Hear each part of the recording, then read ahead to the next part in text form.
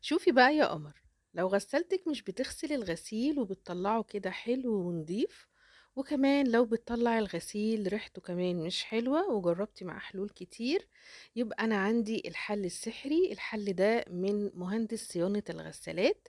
بجد بعد الفيديو ده هتدعيلي. يلا بينا نخش الفيديو ونشوف الحل السحري ده.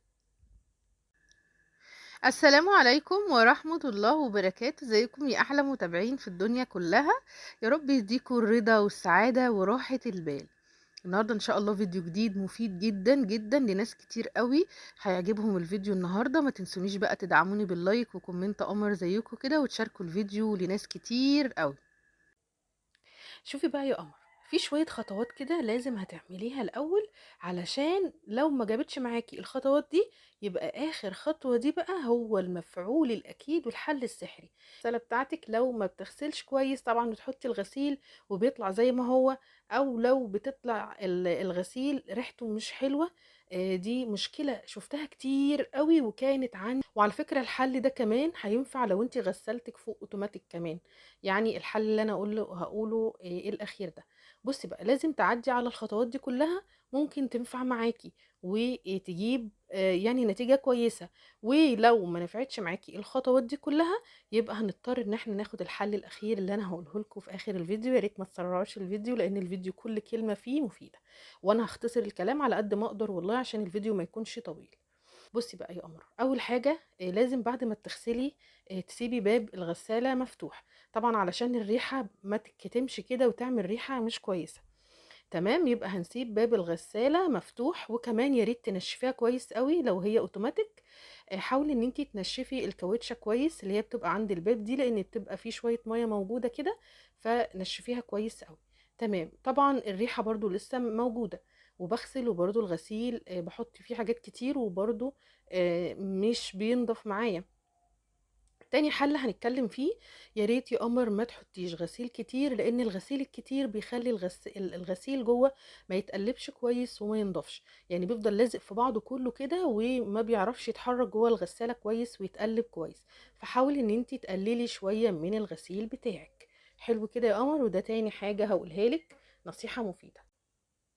الحل اللي اتقال لي بعد كده وبرضه ما نفعش معايا بس جربته، وانا هقوله لكم كمان يمكن ينفع معاكي.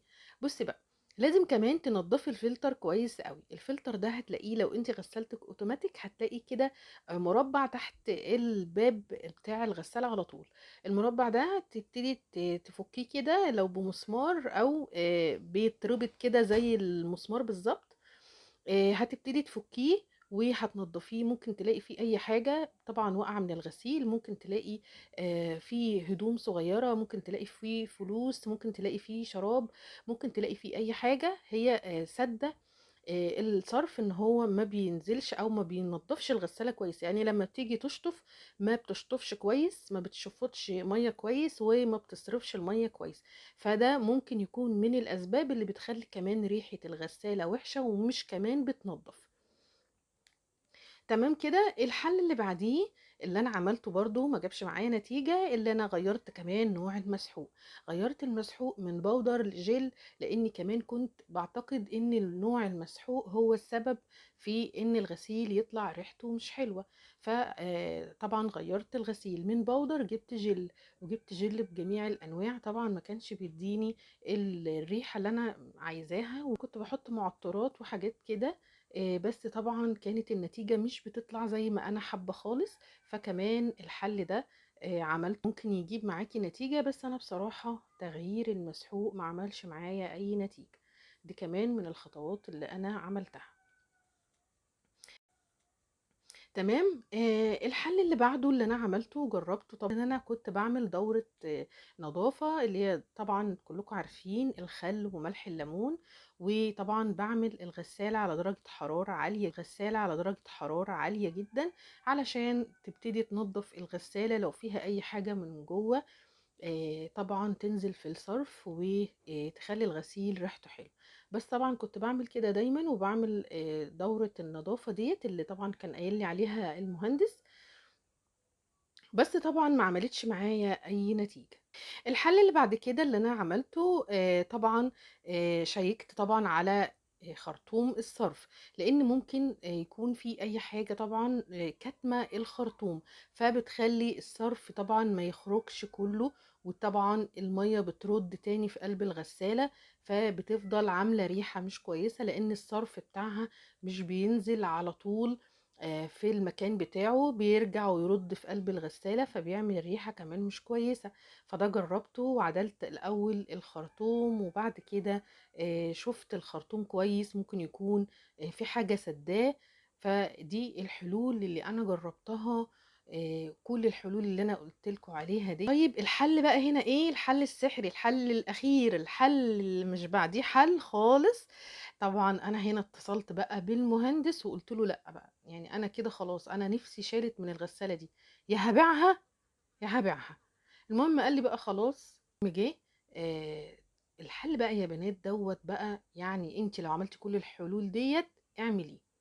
هو جه طبعا قلب الغسالة، وفي جزء كده في الغسالة من تحت بيبقى اللي هو مودي على خرطوم الصرف، اللي هو من عند الفلتر، بيبقى تحت الغسالة كده لو غسلتك اوتوماتيك بيودي لخرطوم الصرف. بتبقى حاجة كده عبارة عن زي البيبة بتاعة الحوض بتاعنا العادي، اللي هي بتبقى بلاستيك كده وبتبقى مضغوطة. عارفينها عاملة ازاي كده؟ بتبقى يعني مش عارفة اقول لكم ازاي، بس كلكم عارفينها، اللي بتبقى تحت الحوض وبنغيرها لما بتسرب مية وكده، بس بتبقى في الغسالة حتة جلد كده، بتبقى جلد اسود. المهم دي فكها طبعا، قلب الغسالة وفكها. المفاجأة بقى لقى ايه يا بنات؟ لقى قطعة كده من القماش، بصراحة انا ما كنتش عارفة لها ملامح، لان هي القطعة دي حرفيا كانت سودة. يعني حرفيا هي مش القماشة سودة ولا حاجة، لا هي كانت سودة من كتر ما ان هي محشورة كده، محشورة حشر في المكان دوت اللي بقول لكم عليه، اللي هو عامل زي البيبة بتاعة الحوض.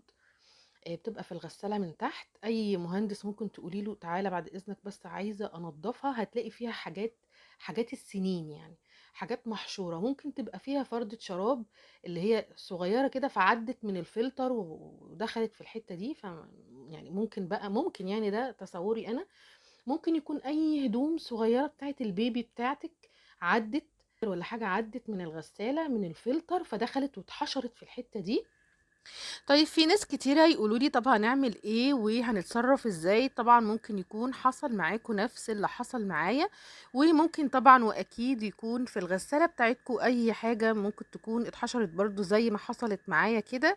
طيب الحل ايه ونتفادى كده ازاي؟ هقولك طبعا الحل بكل سهولة. طبعا انتوا شايفين الكيس ده بيتباع عند محلات الادوات المنزلية، انا شفته في كذا مكان. الكيس دي بتحطي فيها اي قطع صغيرة من الملابس، يعني الشرابات، يعني لو عندك بيبي والهدوم بتاعته صغيرة، فطبعا ممكن طبعا مع الغسيل الغسالة تسحبه ويحصل له كده، ونقع طبعا في نفس المشكلة. فطبعا علشان نتفادى كده اشتري طبعا كذا كيس يكون موجود عندك، كيس خصصيه لكل حاجة، للشرابات كيس، للملابس الصغيرة بتاعت الأطفال كيس، للأغراض التانية، علشان طبعا نتفادى المشكلة دي. ويا رب إن شاء الله يكون الفيديو مفيد قوي، لو استفدت منه بأي حاجة ما تنسيش طبعا لايك كده وكومنت قمر زيك، واستنوني في فيديوهات جاية كتير، والسلام عليكم ورحمة الله وبركاته.